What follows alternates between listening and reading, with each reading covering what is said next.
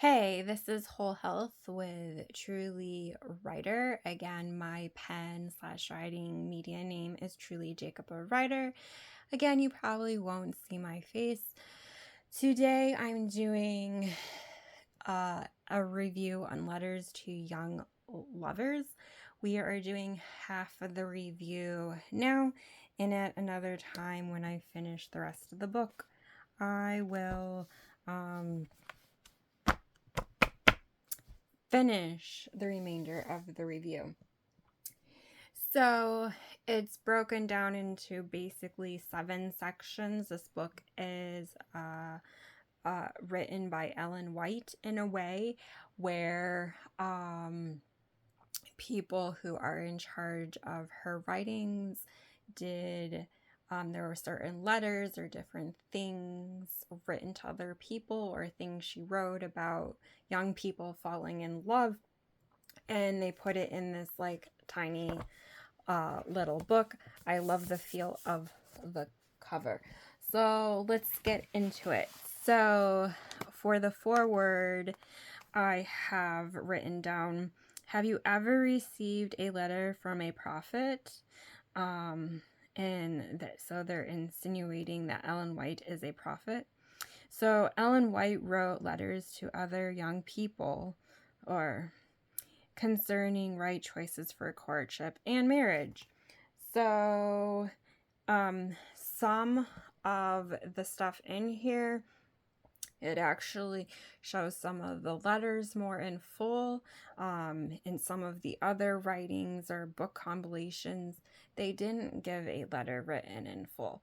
And so also, that means you don't know all the little gritty details of every particular letter of what was going on in that young person's life. So these are more broad and vague terms. That is what I've concluded so far. So still in the forward section, it's special when 2 young people say, I love you. Our Heavenly Father is concerned over our love life. And she encourages people to read the different examples in the Bible concerning this. So that is, if you are a Bible-believing Christian, I encourage you to follow her advice because that is sound biblical advice. If you believe the Bible is has any morals or moral lessons or advice that it can give you. Again, I'm leaning towards, I'm thinking right now that I'm agnostic because I have no proof in God's existence. So this is why I make these statements in a certain way. So section 1, marriage a foretaste of heaven. 2, true friendship between husband and wife, foretaste of heaven. Perfect love and harmony with couples in marriage. Pledge to love one another. So that's what I'm pretty much got from that. Then continuing on with section 1, a foretaste of heaven. Mankind is not to be alone or in solitude. We are social beings. So that means, marriage is supposed to be a good thing where it's like you're not supposed to live in alone the majority of your life or whatever. And so there is love and be loved and enjoy perfect happiness of Eden and nature scenes, angels, not good enough. So she was talking about the Eden setting, and she was saying nature and the company of angels was not good enough, that you're still gonna feel alone if you're not married. So far, she's insinuating that or what I'm getting from this context is God made marriage from the beginning. In the new heavens and the new earth, there's supposed to be marriage. Maybe not during the 1,000 years of judgment or after the resurrection, but she's saying angels and the garden in Eden, in nature, it's not going to be enough. You're going to feel alone. You're going to feel complete solitude. We are social beings. We need human companionship. We need human companionship on a deeper level. And so yeah, continuing on. So Adam created so she goes on and she takes you back to Genesis, where, actually, let me pause here. Okay, so in the past, I would like to say I took Ellen White's writings to heart. I was a Bible-believing Christian. I believed her words. I believed she was a prophet from God. And I tried to, institute what she said into my life and be like, okay, God, we have the Bible, first go by the Bible. So I would read the Bible for myself more than her writings and be like, okay, what can I get from this story? What can I get from this passage? How do I apply this to my life? And so I was really soul searching, and I just really wanted to do the will of God. And I tried to heed Ellen White's writings in my life because it sounded like sound advice to me. And so I'm just gonna go on. And so long story short, for me, I was trying to make the best of my circumstances. And I believe what the Bible said. It's not good for man to be alone. It's not good for mankind to be alone. It's not good for a woman and a man to be alone. They should get married, and you should try to find someone that's a firm believer and find them and stuff like that, and combine each other, and you may not always see eye to eye, but you should have the same goals for the most part, is that you want your marriage to be like a team and demonstrate to the world of what it's like to know God, so you can be a witness to everybody around you and everything like that. And so but I also thought, you're going to have that special someone where it's like they're going to be a team. Marriage is going to, do that thing where it's going to really make you feel like you're not alone at all. And, but it's like at the same point, at the same time, it's like when it comes to human companionship, I really thought if I developed friendships and I invested in friendships and I tried my best to care about everyone around me, that people would do the same back towards me, and they would want to invest in a friendship back with me and call me sometimes. And I wasn't asking them to be necessarily my best friend and talk to each other on the phone every day, but I was like, can someone call me every 3 to 4 months, or every 6 months, or once a year, to be like, how are you doing? And you go through different people, and people take turns calling you up, how you doing? And no one did. So I've never experienced real human companionship, or where it's I went to elementary school, really didn't have any friends. They were superficial friends only. Same with high school. Same with college. Same here later in life as an adult. I thought I developed real friendships with people, but everyone just wants to have a superficial relationship with me. So just because someone's physically in the same room with you doesn't mean you're not going to feel alone. And then also, I did make the mistake, and I got into a friendship with this man, and he did not want a deep friendship where you confided in each other about everything. He didn't want to talk about his feelings. He didn't really want me to talk about my feelings. So it was and then I was doing stuff at that point where I was doing some sexual things with him. And yeah, in the end, it turned out it felt like he just wanted my body, that he didn't actually want to know me, and he didn't want me to know him because he didn't open up. So in that relationship, I realized just because you do sexual things with a man, and I'm a female, and it doesn't mean you're gonna have that full connection and bond with that person. And I didn't go all the way with him, as a disclaimer.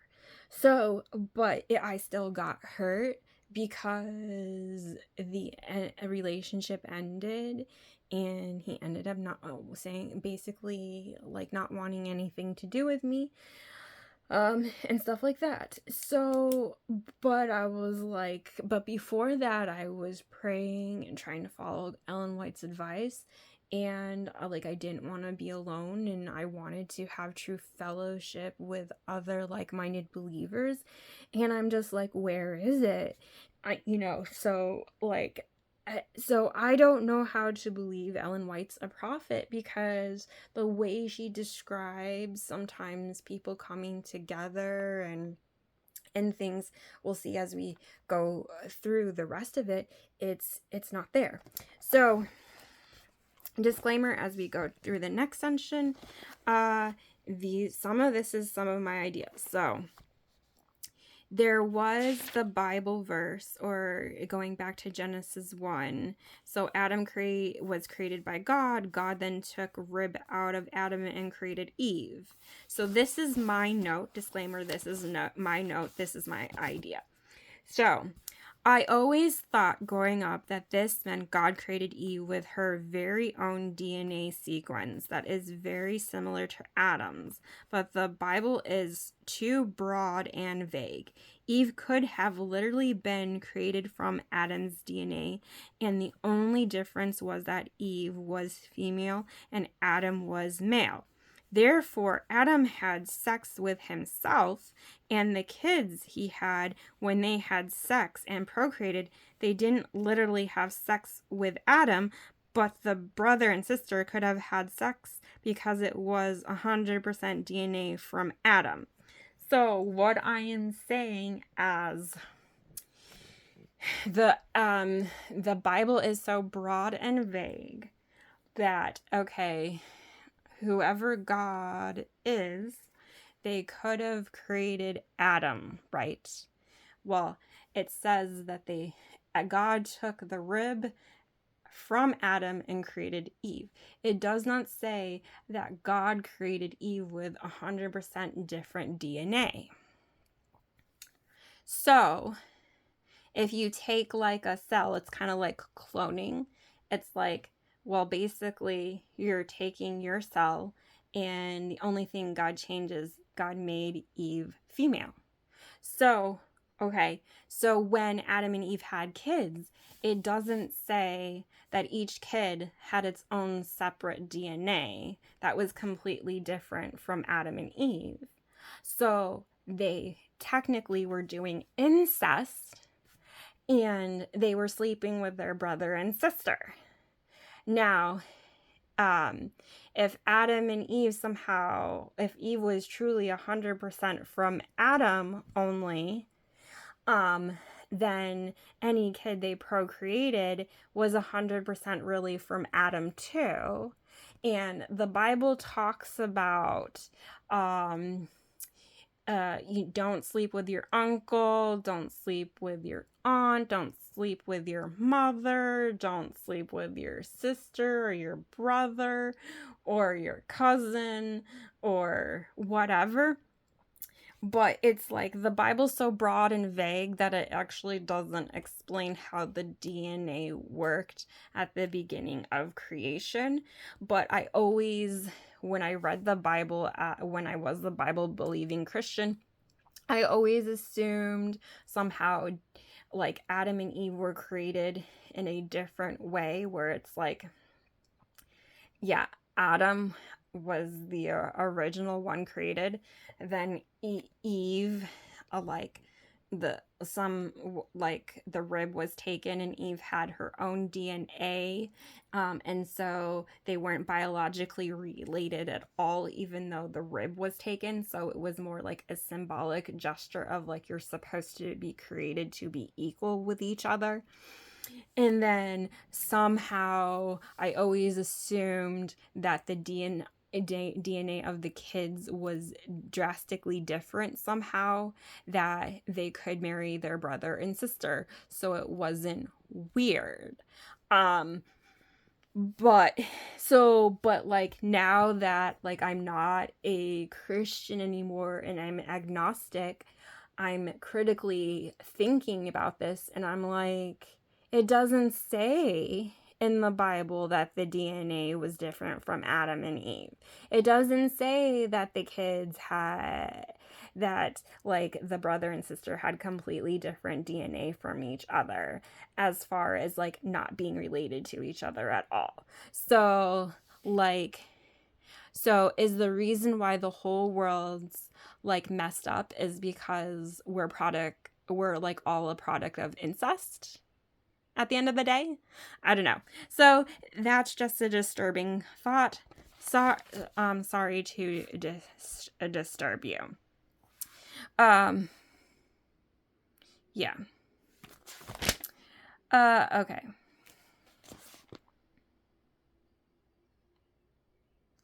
Okay, anyways.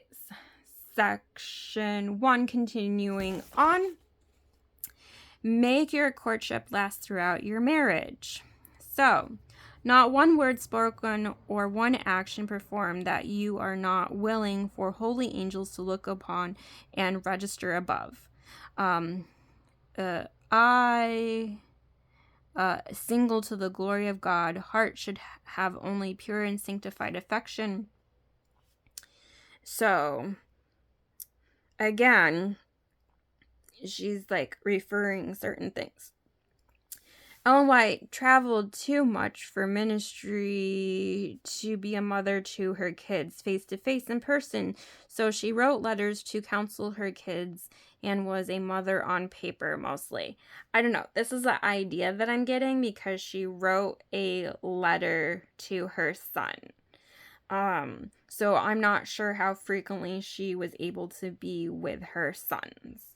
Okay, so she did write a letter to Emma and Edison. Edison was her son. So it was like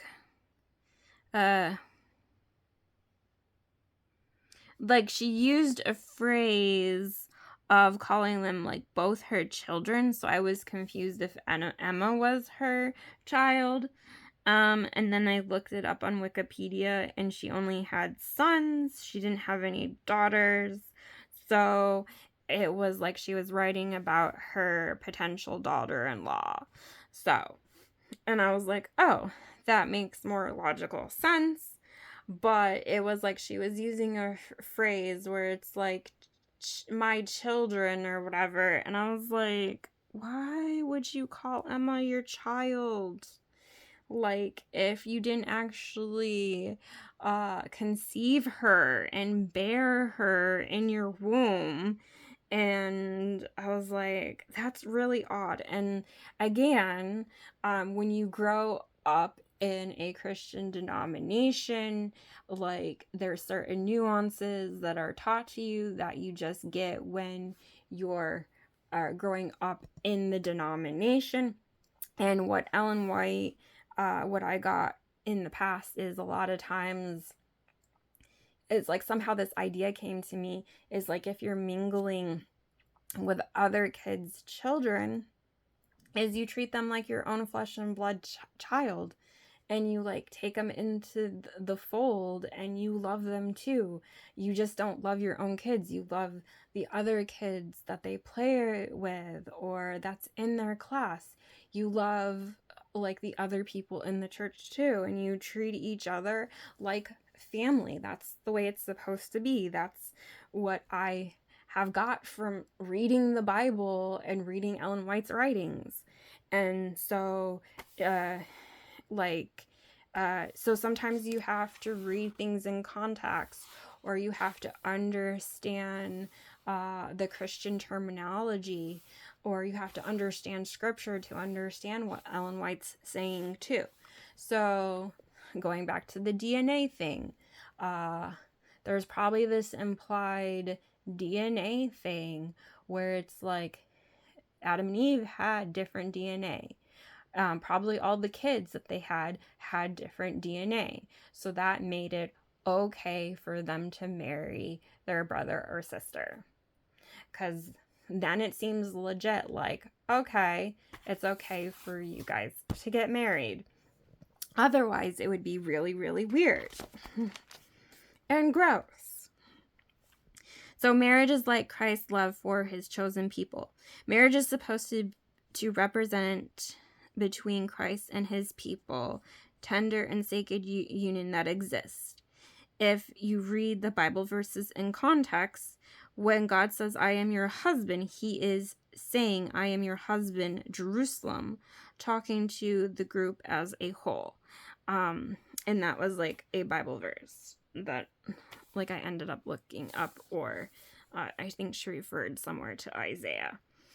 For humans, the Bible, for humans, the bride thinks her, for humans, the bride thinks her man, the one she will marry, is handsome, and the groom thinks his bride, the one he will marry, is beautiful. So that's in like Song of Solomon somewhere. So why am I bringing that up? Why was that important to me? Recently, I have watched some videos. I don't know if it was on Netflix or YouTube or Hulu or some free source online, where sometimes they're calling the man pretty and they're not making a distinction of feminine and masculine words. Because growing up as a kid, I was like, you always call a man handsome, you always call a woman pretty or beautiful. Handsome goes to a man, or cute probably goes to a man, or whatever. So you're gonna make you're going to describe, use just different descriptive words based if someone's a male gender or a female gender. And if someone's transgender or gay or lesbian, then it's okay to use both. So I'm just going to throw that out there. Now, Ellen White does not support that type of lifestyle. I do not care if that's the way you want to be. That's the way you want to be. I'm just going over Ellen White's writings. Again, agnostic. I don't care what gender you want to be. That's up to you.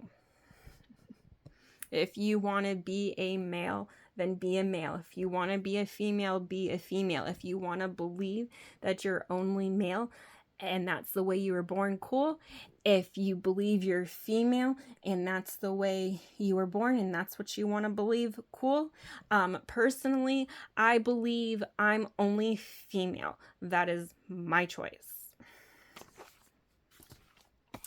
Married life gets better and better. Again, stuff from Ellen White. Men and women can reach God's ideal for them if they take Christ as their helper. What human wisdom can't do, his grace will accomplish for those who give themselves to him in loving trust. So, in the past, one of the things I did is I got this idea that, maybe I should pray and ask God who I should marry someday, because I wanted to trust in God's wisdom. I'll get into it later down the road of the results of that prayer. But I wanted to divine insight from God, because I was like, I don't know what is a good male that I should mate with or marry, or whatever you want to call it. To love as Christ means to love with unselfish love at all times. Section 2. Finding the right mate. Before responsibilities of marriage, young men and women have experience in practical life to prepare them for its duties and its burdens. Men and women need a knowledge of household duties, be able to make the bed, keep rooms in order, wash dishes, prepare a meal, wash and repair own clothing. Women can, like some women in her day, were they could read and play an instrument, but they couldn't cook, and that's a problem. And so can't make good bread. Some couldn't make good bread. That is essential for the health of the family. They can't cut and make their own garments. They never learned how. It would be, to me, the root issue. Dependent on others to do these things for themselves and their own children. So she strongly encouraged people in her time to be independent and be able to live off the land and make your own clothes and cook yourself and clean and organize yourself and do a bunch of things yourself. And if you didn't know how to do that stuff as a man and a woman, then you were unfit to get married. But that also means that you needed parents to teach you how to do those things. And if your parents weren't God-fearing people, then you needed the church to step up and be like a second parent to you. This is my own thoughts. And to teach you those things, so that way you could make a good marriage if you were converted into the Seventh-day Adventist Church. Okay, continuing on with section 2. What a young man should look for in a wife. A man should seek a woman who is fitted to bear her share of life's burdens, and her influence will ennoble and refine him. She will make him happy in her love. And then it's like, look up Proverbs 19:14, 31:11, and verse 12, and verses 26 through 29, and 18 through 22. So, again, I think there was this letter written. I'm not going to go through every page, but Rolf was interested in Edith for marriage. She wasn't sure if she loved him enough. Ellen White had a conversation with Edith. Do you love him enough to link to link her interests with the man for life? Some household duties, it sounded like, didn't match what he needed in a wife, and they didn't have time to become acquainted, but the guy thought he loved her to marry her. Ellen White's counsel was, don't lead him on unless you know you love him enough. Will your marriage both glorify God? Will you become more spiritual? Marriages that are impulsive and selfishly planned generally do not result well, but often turn out to be miserable failures. So, as a kid, as a teenager, I read some of these quotes, and it put this fear of getting married into my brain. Like, this is a drastic life decision that you will make and you're committed to for the rest of your life and possibly all of eternity.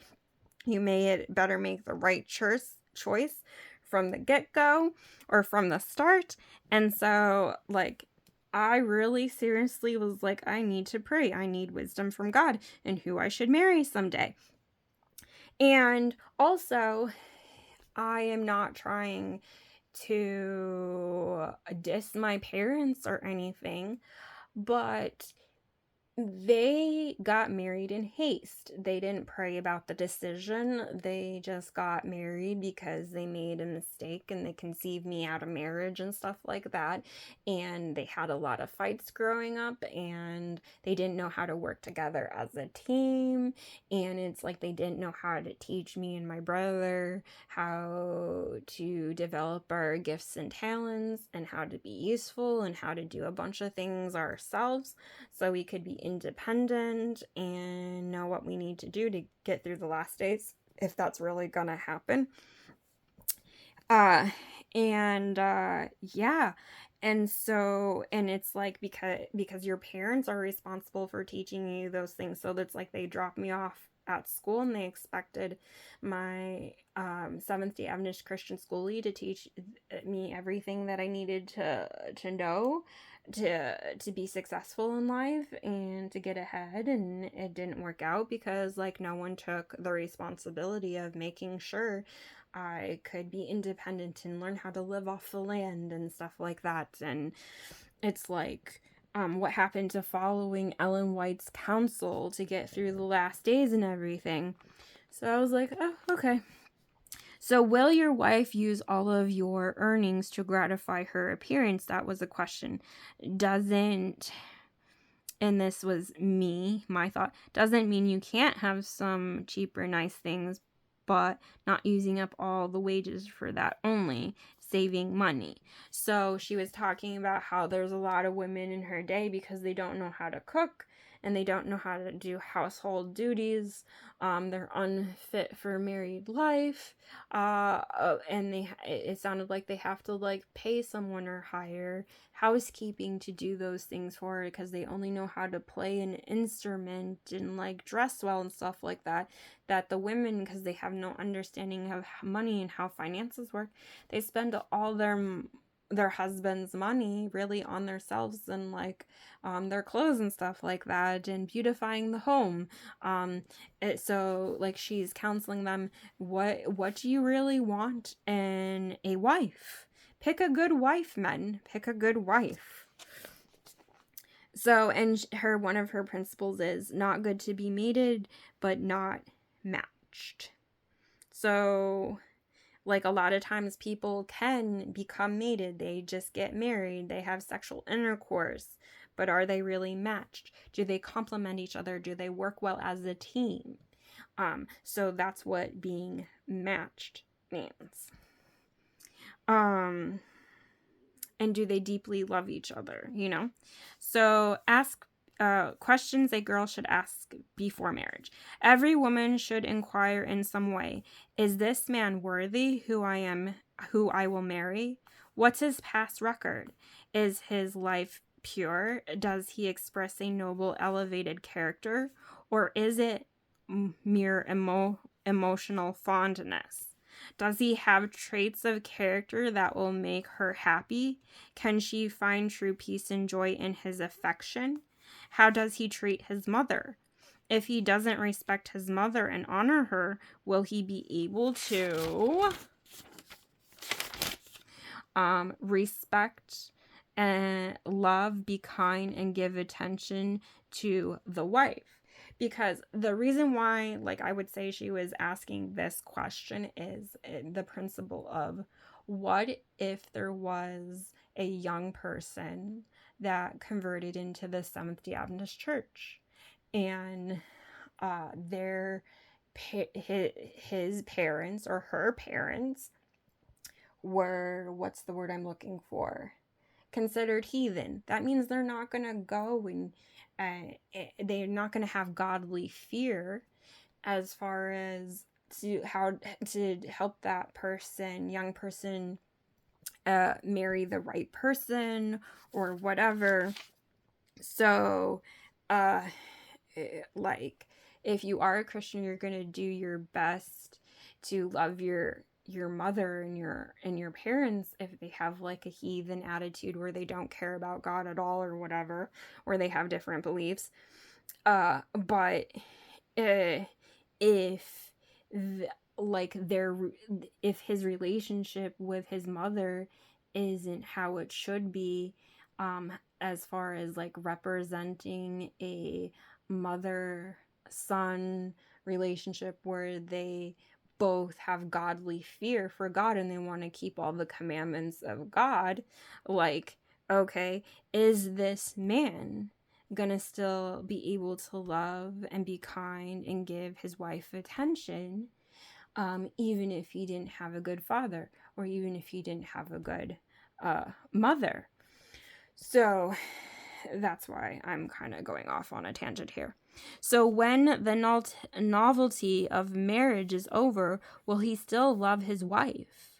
Will he be patient with her? Or will he get on her case for mistakes, or be critical, overbearing, and dictatorial? True affection will overlook many mistakes. Love will not discern them. So, like, to me, that's more talking about blind love, because if it's true, genuine, pure love, like, that is God-given, God's love is going to help you understand the difference between someone loving you in a superficial way and someone loving you in a deep and a profound way.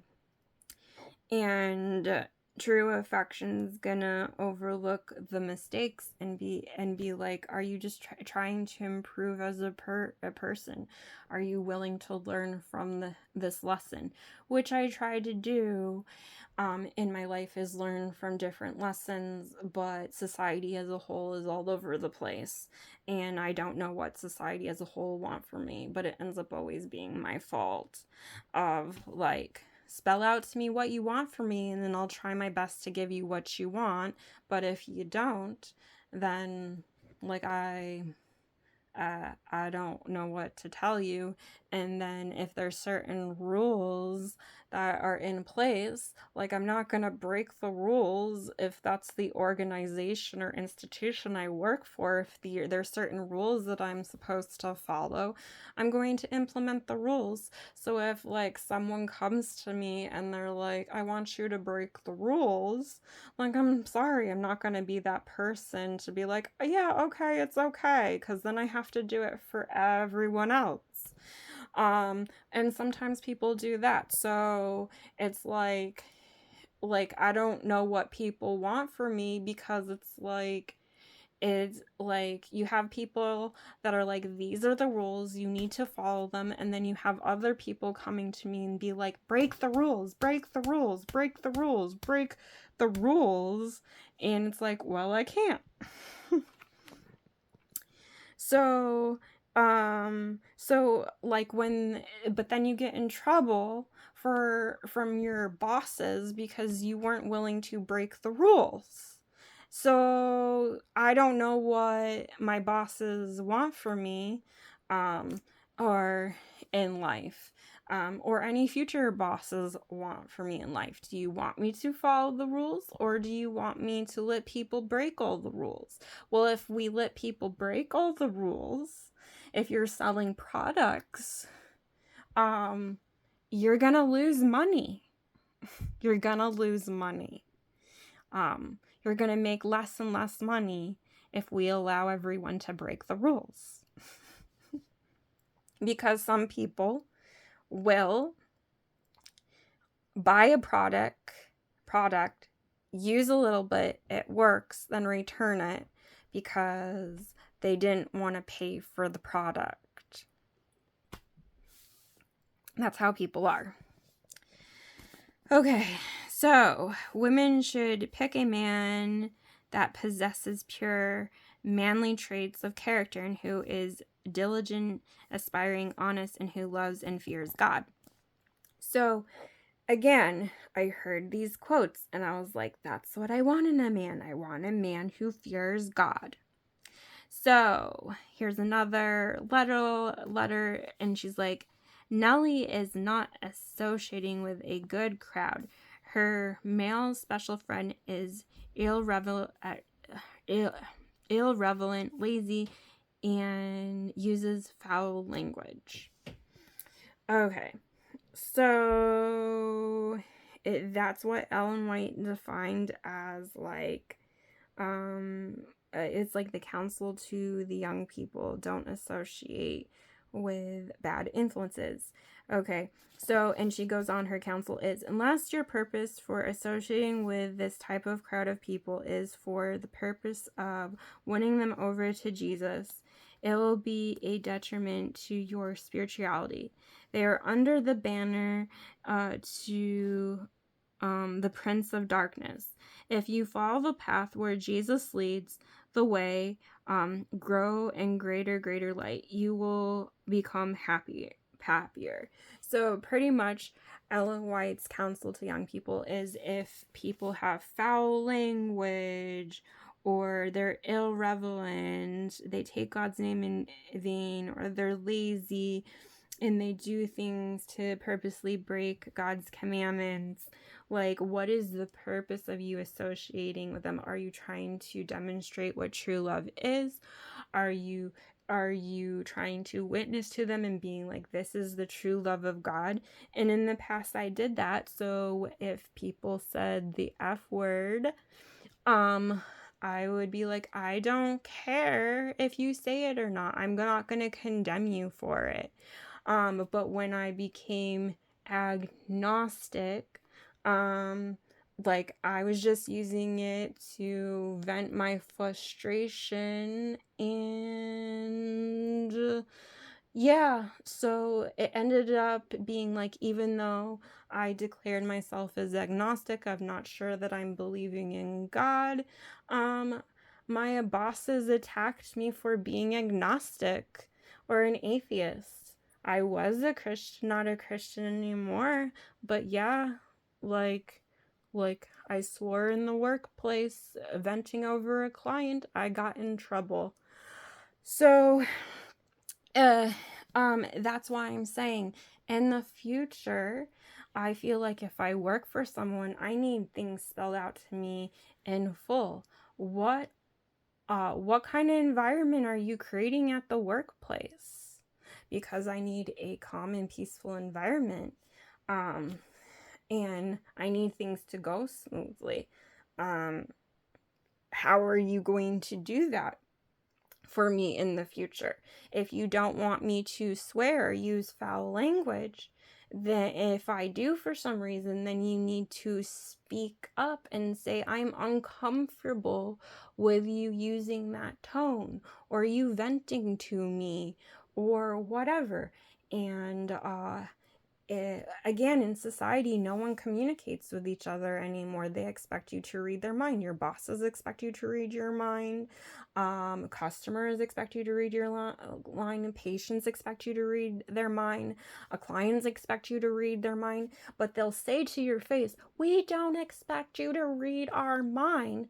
But if one day your boss is okay with you venting and swearing in that conversation, and then the next day they all of a sudden change their mind and they're like, you know what, I'm not comfortable with this anymore, and they don't have that conversation with you, like, I can't handle you using this language anymore, you know, then it's like, okay, society as a whole doesn't value communication.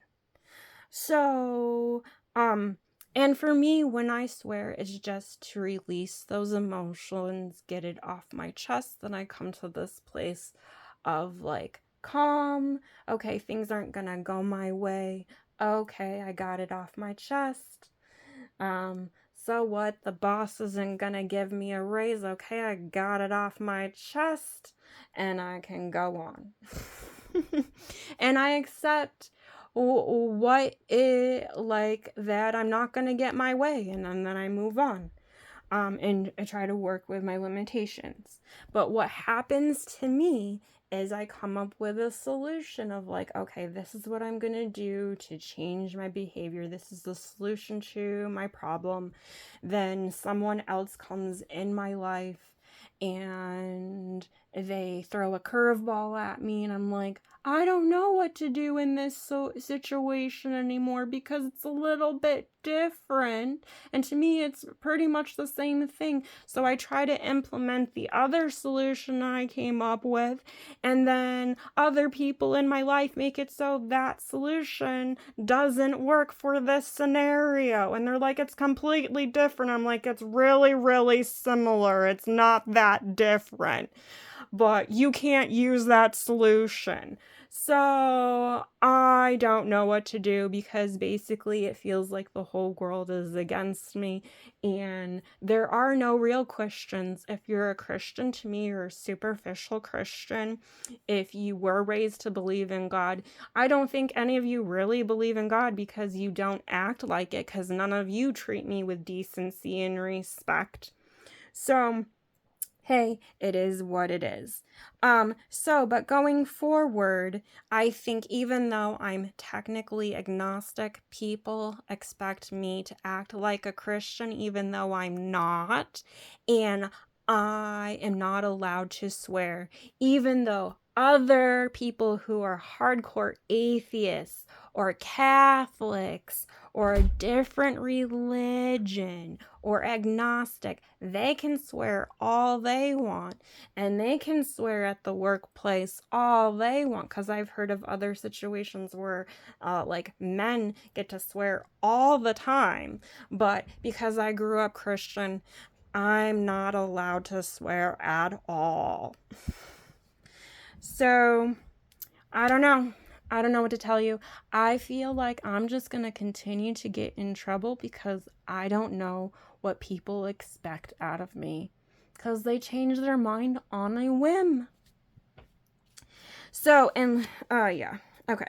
So, again, Ellen White's advice is shun the irreverent, listen not to the proposals of a man who has no realization of his responsibility to God. That's if you're a Bible-believing Christian, especially a Seventh-day Adventist. But I didn't see people when I was a Seventh-day Adventist implement these things in their life, really. There were so many people that I heard they had a boyfriend or girlfriend and they were making out and they were doing sexual things before marriage, and they all thought it was fine and okay, and they kissed someone that wasn't their future husband, and they dated one person, then dated someone else, kissed both of them, and then broke up with the one, and then went back to the other one and married that individual. So I was completely horrified. I was like, you say you're Seventh-day Adventist, you don't act like it to me because you're not following Ellen White's counsel. Okay, section 3. Is it really love? Many marriages only produce misery because Satan leads people to believe that in order to be happy, you have to be married, when they don't have the ability to control themselves or support a family. So again, Ellen White insinuated, it made many, it implied a lot of things where it's like you need to take marriage seriously. And like you need to be able to support a family, be a team to support the family, and marriage won't necessarily make you happy. And so I tried to be that person where for a time I was like, God, I really want to be content and be single. Maybe I love marriage too much. Maybe marriage is an idol to me where I would rather get married than know you, God. And so I really did pray in earnest with all of my heart at one point, like, God, help me to love you and want you more over marriage. And if you decide to bring me to this place of getting married, I accept it. If not, that's okay. Just let me know. Are you calling me to be single? Are you calling me to be married? What do you want? Because I didn't want to bring kids into this world and them to feel unloved. I wanted to be a good mother if I had kids, and love them and treat them with decency and respect, and let them know that they can confide in me and they can tell me the horrors of the day, the good and the bad things. Uh, uh because in this world you're going to have positive times and negative times. It's not going to be all hunky-gory good. So you have to be able to handle all the different situations as they come. Is it true love? True love is not a fiery passion. It is calm and deep in nature. It looks beyond externals and is attracted by qualities alone. Pure and holy attraction is not a feeling, but a principle. These attracted by true love are neither unreasonable nor blind. Okay, so at one point in my life, I heard this story. They were Christians. They weren't Seventh-day Adventists. So I believe they went to church on Sunday. I have no idea. But they told this story of how this guy got a 3rd-degree burn, and there was this nurse in the hospital that like helped him heal, and somehow she showed him unconditional love and loved him in spite of the burns, and he thought, like, no one could ever love me because I have this burn. And I felt convicted as a teenager, like, you're too superficial, Kate. You want this extremely handsome man, and like an extremely handsome man may not actually want you. Like, what if there's a man that got 30-degree burns on his whole face completely? Would you love him if God called you to love him?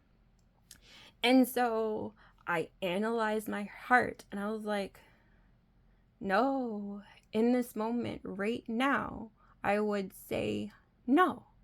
And so I continued to pray, and I was like, God, change my heart, change my heart, change my heart. Or whatever, I don't know what I said. But I came to that point where I was like, if God called me to fall in love with someone who had a 30-degree burn on their face, and their whole entire face was completely burned or whatever, or partially burned, if they feared God with all of their heart, and they sought to keep God's commandments, and they were a true Christian, and their aim was to serve the Lord and do the Lord's bidding and do God's will to their very best of their ability. And they were working on their character to become more and more like God in character for morals and stuff like that. And working on becoming more and more loving. That I could fall in love with that person, and everything else about that man would compensate for not having a physical appearance of attraction. Like, there would be a way that I would be attracted to his heart. I would be attracted to the spiritual side of him. I would be attracted to him mentally, because he would be like mentally stimulating, wanting to learn and grow.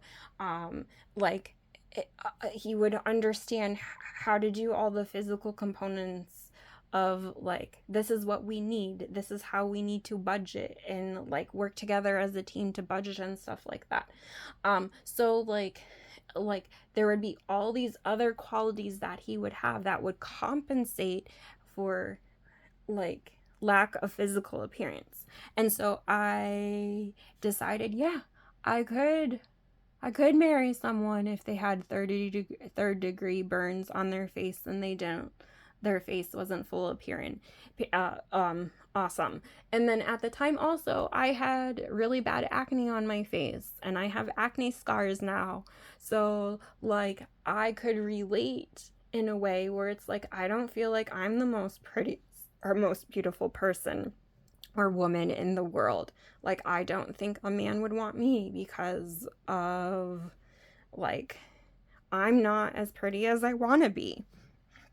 I would like my scars to be healed. I would like my teeth to become how they're supposed to be designed to be, or straighter, or whatever.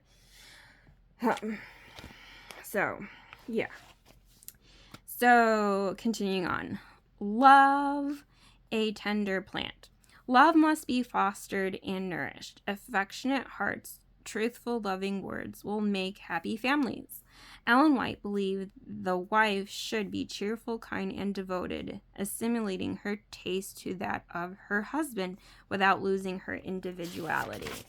So a lot of times in today's society, some women in the feminist movement, this is just my thought, I don't know if it's true, but they go to the extreme and they're like, if I marry a man, I'm gonna lose my individuality. I'm not gonna be my own separate person. Somehow there's a way to be married and not lose your individuality. Feminists, I'm sorry if other Christians have not explained that to you. I'm agnostic, so I'm going to explain it to you. You're supposed to keep your individuality and still be able to be married. That is false. If Christians are teaching you that, then they don't understand how certain things are supposed to be. So like, here's my note. At the time, I was maybe thinking in a different way. In what way do you assimilate the taste of your husband? Food preferences, how the home looks for decorations, the clothes the wife wears, the way the wife does her hair. Because I guess what came to mind is the fundamentalist Mormon church, where they believe in polygamy, and they were like, the person in charge of that institution was like, you need to wear your hair a certain way and braid your hair a certain way. God told me that you're supposed to dress this way and be super conservative and everything. And he had more than one individual wife. So, I forget his name, but it like was really gross and disturbing and disgusting to me. And so it's like, maybe to me, like, the idea is like, maybe women have a certain way of how they like doing their hair, and then a man, like, out of those options, the man may have a favorite option, and be like, I really like it when you do your hair like this. Are you gonna do your hair like that all the time? Well, I'm a woman who likes variety. I do my hair all the time, but it's because I don't make the time to do my hair because I only have so much energy. So, I don't know. I'm not sure what she meant by that, but maybe it could be like more like so a food thing, that men have a certain preference in food, so they want their woman or their wife to learn how to make their favorite foods so they can have their favorite foods from time to time. But that doesn't mean the wife isn't gonna cook her favorite foods. Or, like, I don't know, does the man have a certain favorite colors? I don't really know what that means, because I've never been in a real healthy relationship with anyone. Not my parents, not friends, not family members, have never really dated in a proper way, so I have no idea what that means. Maybe, like, I need a guy's perspective. What does this mean? Feel free to put that in the comment section if you know what this means. And a reminder, in what way do you assimilate the taste of your husband in marriage? Both cultivate patience and kindness and tender love for each other. Marriage will be pleasant and enjoyable if both do this. And so here's a problem. Imagination, daydreaming, an air castle picture of marriage can set you up for great disappointment in marriage because men and women are not faultless. So again, not setting yourself up for false expectations. We all make mistakes. Can we learn from those mistakes? If you men have emotions, they get road rage. So if it's okay for you to get mad at someone driving too slow or being stupid on the road, why can't a man express certain emotions to his wife? Why does he have the mentality that he has to hide his emotions all the time? And then if a woman talks about emotions all the time, why do men joke about, oh, you have too many emotions? Like, oh, you're a woman, like we're the lesser gender or something like that. Why are you hiding all of your emotions? Don't you want to get those emotions off your chest somehow? Like, how do you remain calm? Why are you compartmentalizing everything? Aren't you gonna blow up at some point and blow steam? I don't get it. Like, why is society as a whole, why don't they want to talk about their true emotions? If you know the answer to this question, please put it in the comment section below. The power of love. Whatever is done out of pure love, whether it's little or contemptible in the sight of men, is wholly fruitful. Contemplative. Okay, sorry. Little or contemplative in the sight of men is wholly fruitful. Talking about love, little, or like thinking about it. So that could even be like praying about other people being loved, probably, because you're contemplating other people being loved. Love should be cherished and cultivated, for its influence is divine. Okay. So in the past, when I was a Christian, again, I took Ellen White's writings to heart, and I was like, if I do my best to love everyone around me, then it will start a flame, and people will be more interested in wanting to know God and being sincere and studying Ellen White's writings and studying the Bible and reading and wanting to become a church where when you walk into the church, everyone's loving and you can feel the presence of God and everyone knows they're genuinely loved. And then it will produce great fruits. And so I thought to love someone else was powerful, that it would completely change people's lives. But no matter what I do to love other people, it doesn't change anyone's lives. I don't see the fruits of my labor. If anything, I love and I love and I love and I love. And what happens? I don't get paid a legitimate wage. Someone complains about my service behind my back, but they tell me to their face, you did a good job. That's not love. My love was a service-oriented thing, and I went the extra mile.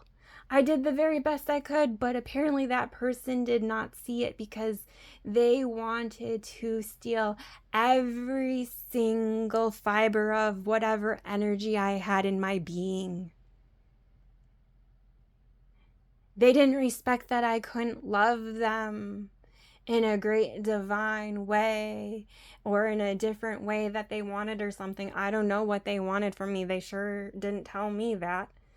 But my love doesn't affect anyone It's like I'm casting my love pearls to all the swine, and everyone's swine around me. Well, there's a Bible verse that says, do not cast your pearls to the swine, because they will trample on it. The swine don't treat pearls as something precious. They trample on it. They stomp on it. And so I was taught, though, you're supposed to do your best to love everyone around you. And your love will bring about a change. They'll want to know, who do you know? Why are you so loving? Why are you so kind? What makes you different from other people in the world? And my love does nothing. And then I was like, this isn't working, so let me speak up and fight for myself and tell people how I really feel. And it's not fair that I'm being treated in a bad way, and that no one loves me. And I get attacked for wanting loved and for wanting a positive environment and not wanting to have messes at work where people mistreat me and rob me of my wages. And so no matter if I do good or if I do bad, my love is never good enough. So people hate me loving them is the root issue. They don't want me to love them. They don't want me to hate them. They don't want me to love them. So what do? Aren't those the polar opposites of an emotion?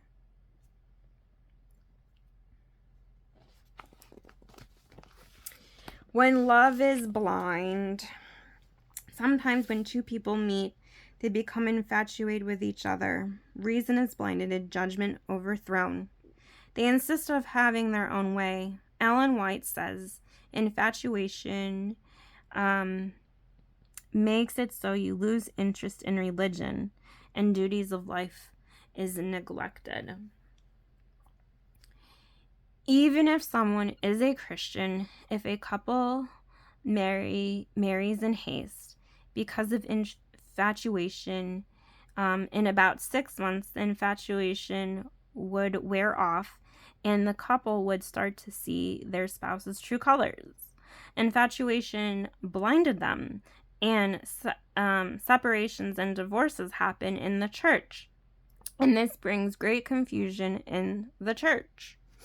And it did bring confusion to me in the church, because I heard stories where a guy grew up Seventh-day Adventist, chose to sleep with another woman, get pregnant, they had an abortion, and then they somehow got converted, came back into the church, married someone else, and it's like, oh, God forgave me, and it seemed like they might have been somewhat remorseful, but it seemed like there was really no consequences for their actions, because the second woman was like, oh, I'm fine with what happened before. I'm fine that he slept with another woman. And that woman was like, I saved myself for my husband, but he didn't save himself for me, but she was completely fine with that. And I'm like, huh? You're okay that your husband slept with another woman, another individual, and got someone else pregnant before you? Are you for real? Because she didn't explain to me that she forgave him for making that mistake. Like, wouldn't her dream be, I want a virgin too? But she was okay with her husband making that mistake and acted like, it's nothing. I'm like, really? So when you hear stories like that, you get confused. It's bringing confusion into the church. Because even though I'm agnostic, I want a virgin man. I want a man that only wants me. I want a man that only has eyes for me. No one else. Not another individual, not another woman, not another man. Only me. I want a man. Born a man.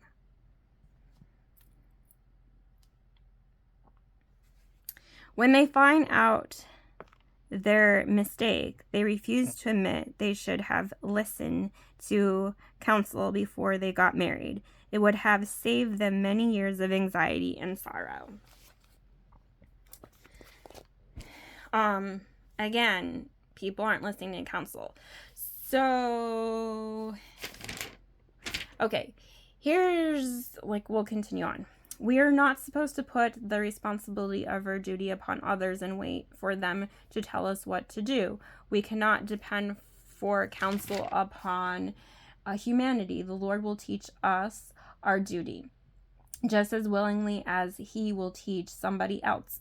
If we come to him in faith, he will speak his mysteries to us personally. He will commune with us as he did Enoch. So again, here is another thing where Ellen White instills. You are supposed to be able to hear God's spirit. That is the only way God could speak to you personally, like Enoch. It says Enoch walked with God. That's in Genesis somewhere in the beginning. I forget where. But if Enoch walked with God and God spoke to him personally, that's where she's getting that idea.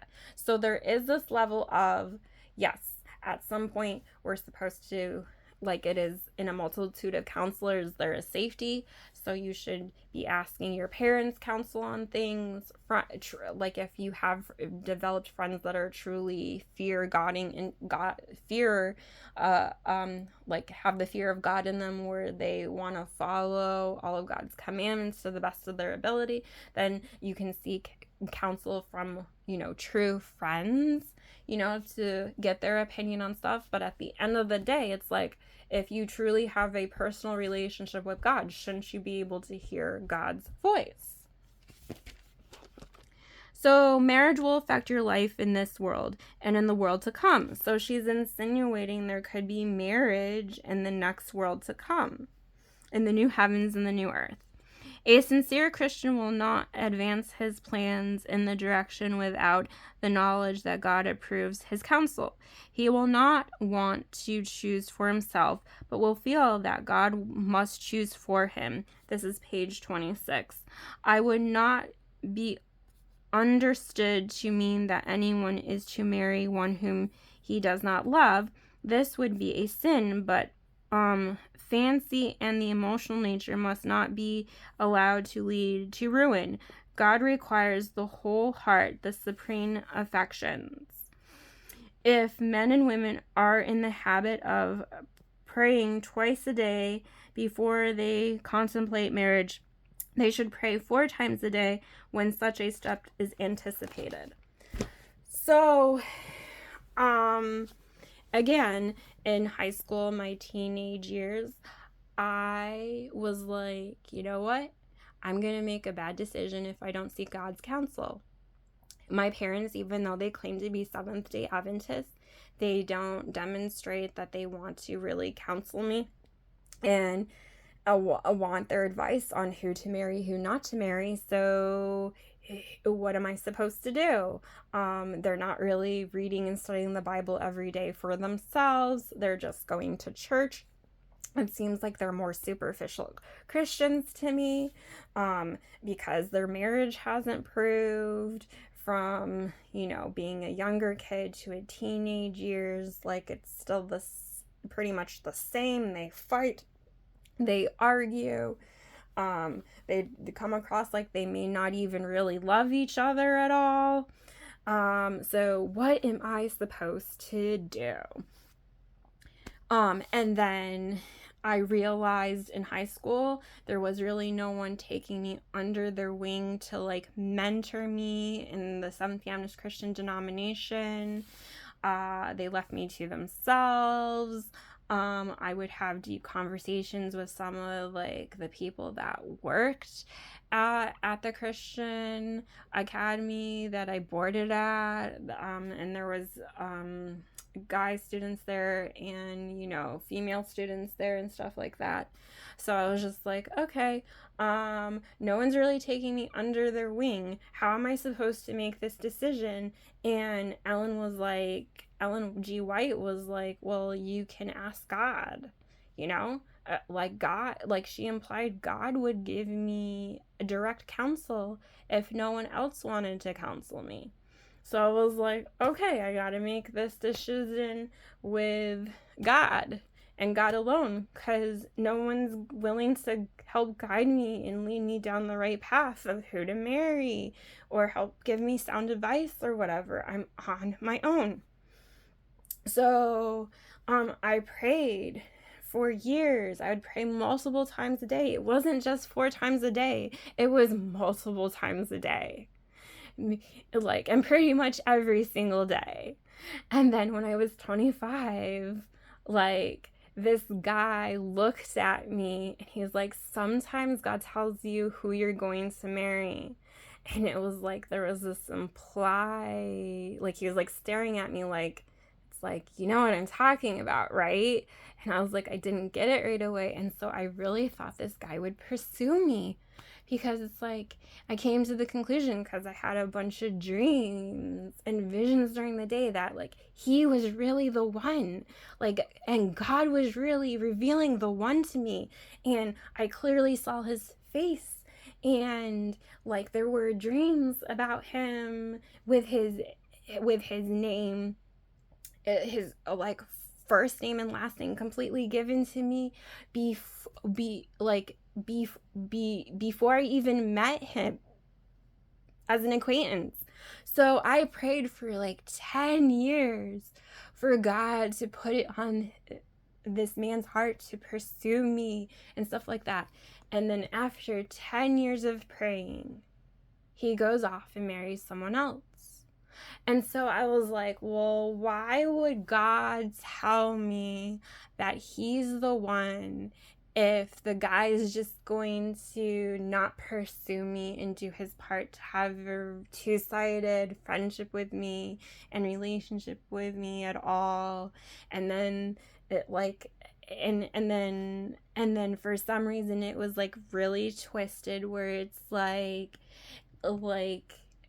because of dreams and visions, like there was messages where like God was telling me, since this guy didn't want me temporarily, like it was okay for me to do some things with another man because he wasn't faithful to me, so I didn't have to be 100% faithful to him. And then like there was this whole message of like he's gonna have sexual intercourse with another woman, and so like he's not gonna care that you did some sexual things with another man. And I was just like, I was so confused, but I didn't have the ability, because there's evil individuals, or there's demons, or there's aliens or wicked aliens that were doing some kind of like, let's try to take over all of her thoughts and over her feelings, and to take away her ability to use logic and reason. And so I literally did not have the capability to be like, something's off here, something's drastically wrong here. I don't know what's going on, but something's wrong. So I believed like all these messages and people I prayed to come into the Seventh-day Adventist church, and things that happened in Hollywood or like in the mainstream public. I was like, God told me all these things and they happened. And then at the end of the day, I realized God wasn't speaking to me at all. They were wicked individuals of some sort. They could be aliens or demons or some kind of witch. I don't know how they got access to my mind, but that's what was going on. And so my prayers were in vain. And so at the end of this, this whole experience, I was like, I was so distraught that I had been lied to because someone lied to me in my mind, because I was so sincere. And I was like, I only want to marry the man that God has deemed as he's the one. I didn't want to look at someone else's husband and be like, I want you, I want you, I want to marry you, you're the one for me, hand him over to me, he's not yours. I didn't want to be that woman. And even though that was the true intention of my heart, someone literally took over my feelings and my thoughts and forced me to do that in the spiritual planes. And I don't understand why everyone in the universe hates me. They hate me at work. They hate me no matter what job I do. They hate me at church. They hate me in the spiritual planes. Everyone hates me. No one drastically, deeply loves me. And all I wanted to do was the will of God. And so my crime is for wanting to be good, wanting to have morals, and saying something's wrong, whether it's for myself or other individuals. I'm supposed to keep my mouth shut. So, part of my experience is, how am I supposed to believe that God exists when you pray to God for years, over 10 years? Because it was about 10 years from the time I met that man as an acquaintance until whatever, but it was over 10 years, because that doesn't include all my high school years and some of my early adult years in my 20s. So it was over 10 years of praying for my spouse. And all I got was, F you, F you, F you, F you, F you, F you. You don't matter. You have no value. It's good for you to be alone. Everyone else doesn't have to be alone, but you have to be alone. I'm not even allowed to have an animal companion. I'm not even allowed to have one real friend that genuinely cares about me. I have no one. But does anyone care? No.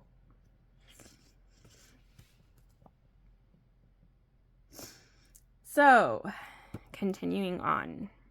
Instituted by God, marriage is a sacred ordinance and should never be entered upon in a spirit of selfishness.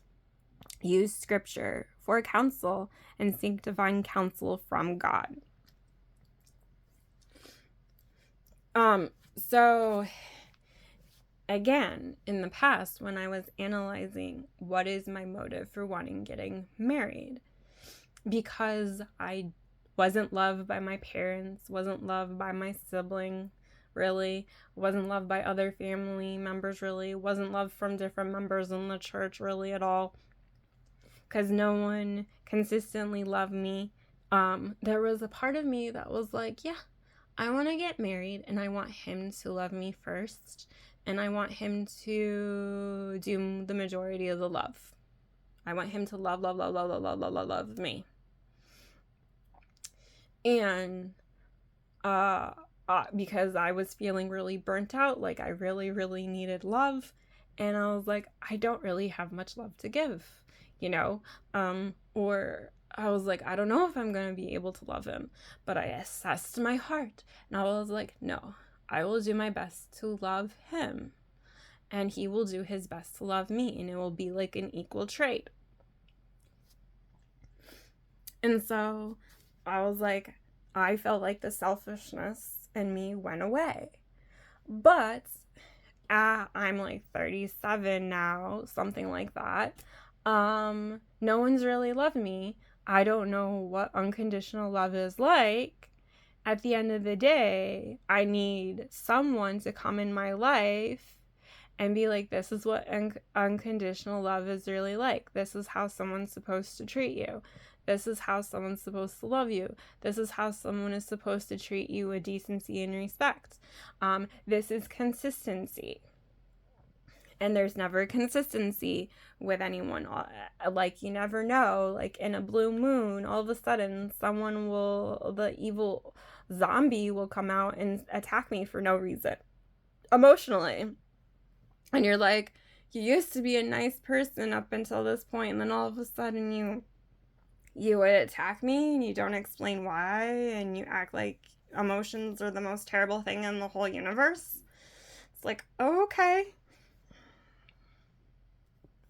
Sometimes following advice of parents and good Christian friends is needed.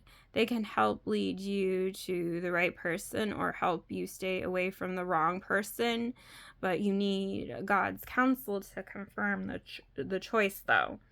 To me, that's what getting divine counsel is, and what it means to having, like, you know, a multitude of counselors. There is safety. You do want your parents' opinion, like, because they're gonna, like, become a member of the family, or your parents are gonna consider that individual as they're a second son or a second daughter. So you want them to have a good relationship with them. So in my prayers, that's what I was praying for too, is that the man that would come into my life, that he would be able to have a good relationship with my parents too. Well, if the man doesn't invest in a friendship with you and value friendship and only wants your body, or, you know, like, they don't want to talk about emotions, or they don't want to talk about a variety of different subjects, if they don't spell out to you to a T, like, I'm uncomfortable talking about all these subjects, and then you bring up a subject and they're like, no, I can talk to you everything about that, and it turns out there's a bunch of things on the list that you're not supposed to talk about, and they didn't make that clear to you in the beginning of the relationship. You kind of don't know how to respect their want of not talking about certain things. Your only course is to give yourself unreservedly into the hands of Jesus. All of your experiences, all of your temptations, and all of your trials, all of your impulses, and let the Lord mold you as clay is molded in the hands of the potter. You are not your own, and therefore there is the necessity of giving your unmanageable self into the hands of the one who is able to manage you. Then rest, precious rest, and peace will come to your soul. So, you know, there's this thing called, like, submitting to God, and so, like, some of her terminology, it's like, like, yeah, I need help overcoming temptation.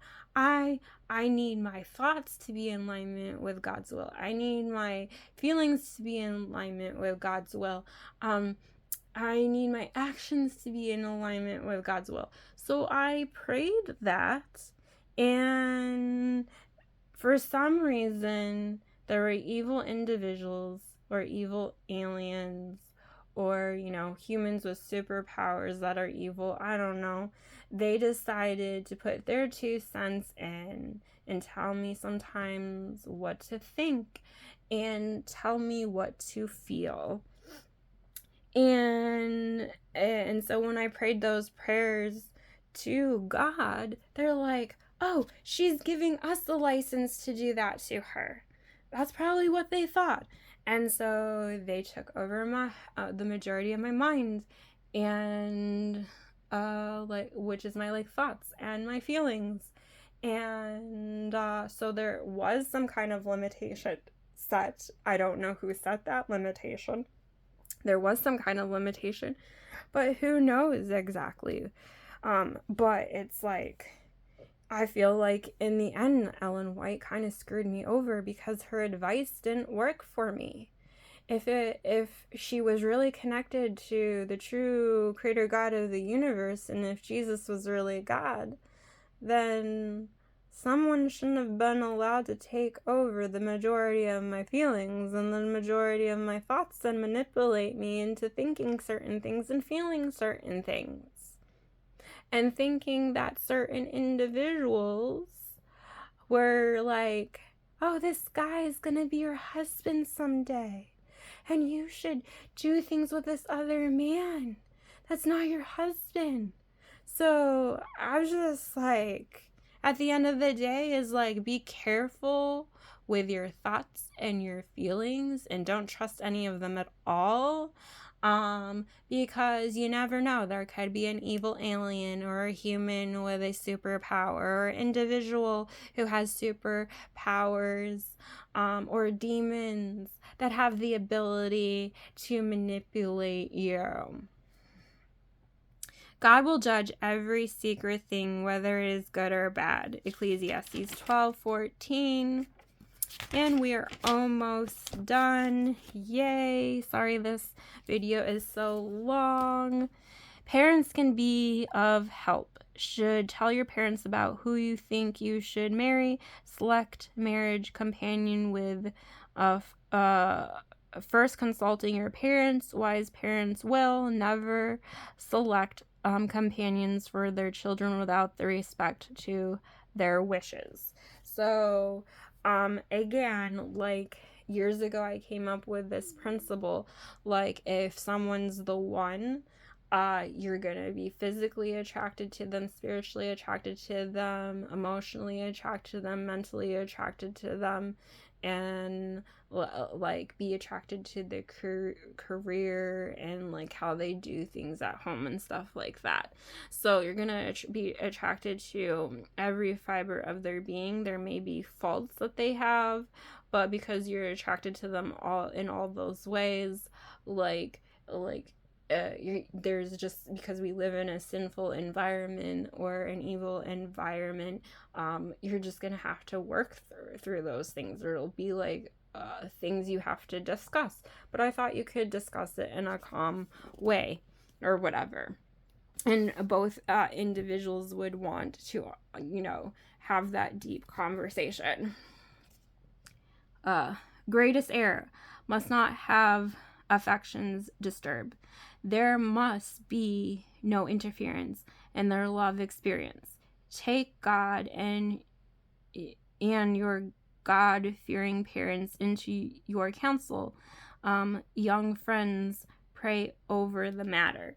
So what I was getting from this paragraph from Ellen White is sometimes people put their 2 cents in too much, and they can deter someone from actually marrying the right person for them because they're interfering or meddling too much in like the relationship.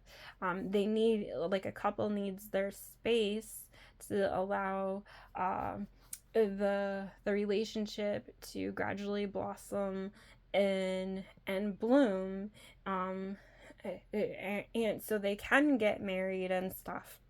And so you're gonna have your friends, your God-fearing friends and your God-fearing parents, like pray with you over this matter until you get divine insight from God, so you know clearly what you're to do. And this is like the female with her friends and her parents, and the male with his friends and his parents. So that's her counsel.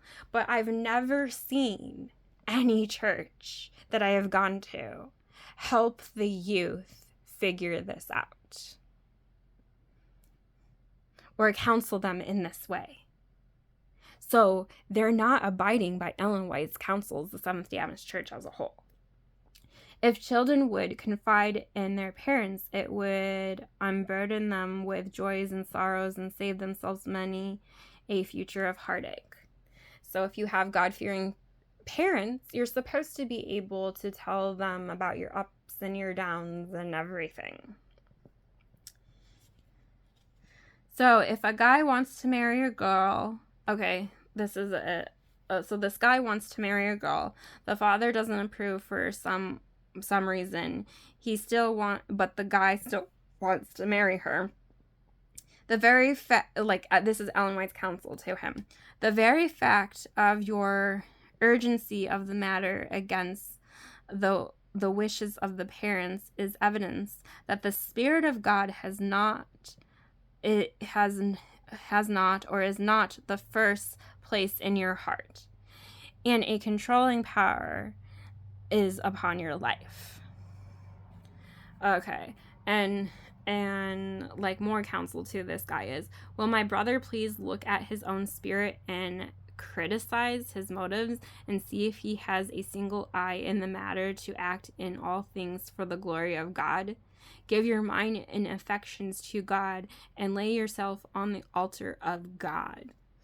So, and again, one of the things I think she said about this guy is he wasn't ready for marriage. He didn't know how to do certain household duties.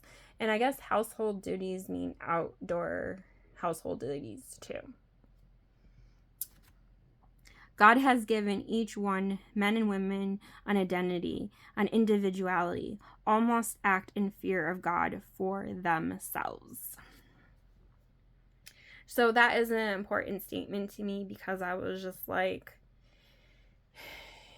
women may be concerned about keeping their individuality, but also men need to like keep their individuality too, because I have seen relationships where it's like the man does everything for the woman or his woman, and then it's like the woman takes the man for granted and is like, I don't care. And it's like she's milking him for all he's worth, and he does all the loving, and she really does nothing to love him. So it's like, oh, okay, that seems weird to me. Like, why did you marry him in the first place if you didn't want to love him at least a little bit from time to time, or love him as you were able? Like, to me, that's a selfish reason to get married. Did you marry him for the sake of just getting married because you wanted the title or a ring on your finger? Oh, look, I'm married. See, I'm wearing a wedding ring. Okay, cool. You're wearing a wedding ring, but do you actually love him? Do you actually know him? Do you know his preferences of food? Do you know his preferences of styles of clothes? Do you know what kind of movies and TV shows he likes to watch? Or maybe from time to time you may forget, but do you try to do things that he likes to do sometimes? Like, or is it all about you? Because individually, you're gonna probably both like different things from time to time and have different hobbies, but like, are you going to sacrifice yourself in a way and sometimes do the things that he really enjoys doing, or eat the foods he really enjoys eating even though you may not like it all the time? Unless there's a food you can't stand 100%. I don't know. Okay. Don't keep it a secret. A man that wins friendship of a lady unbeknown to her parents doesn't act like a noble Christian to her or her parents. And again, it was like that whole thing of, secretly influencing her mind, leading her astray.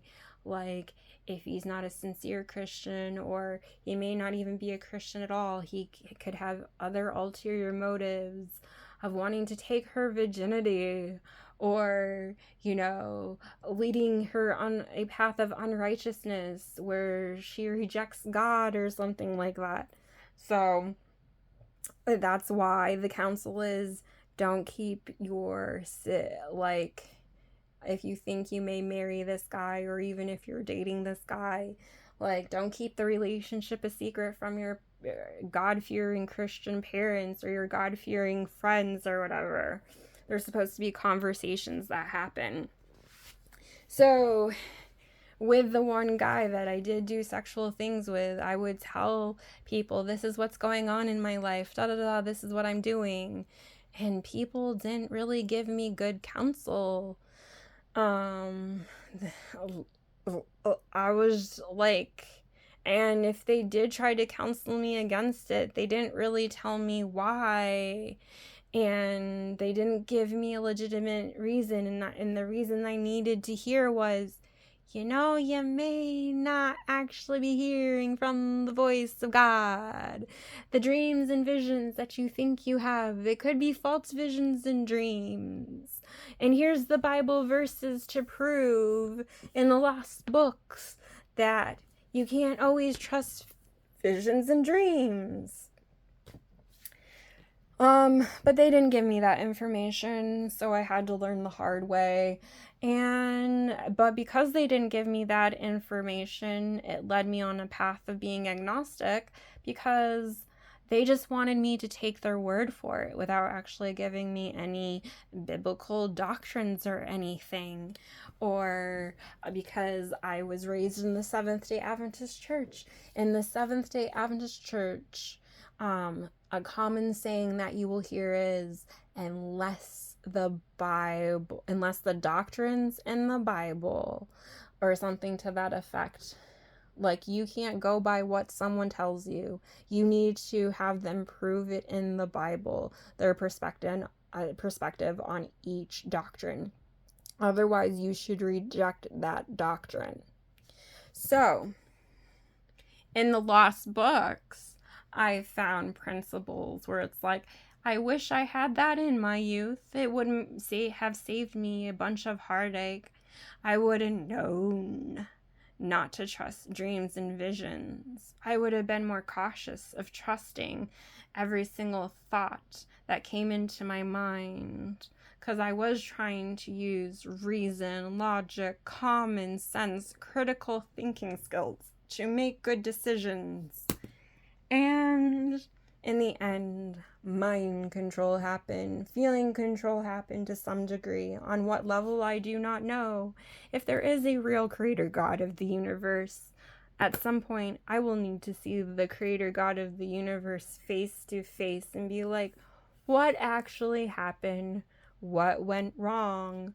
Why didn't you save me from these evil individuals? Why was I not allowed to be effective in ministry? Why wasn't I allowed to be successful in this life? What went wrong?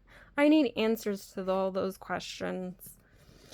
So, if you're agnostic, or if you're an atheist and at one point you were a Christian and you went away from God, I hope this video helps you.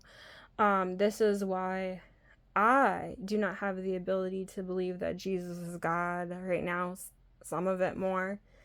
So I do hope you found it helpful. I know this one's long, but sometimes some videos need to be long. Until next time.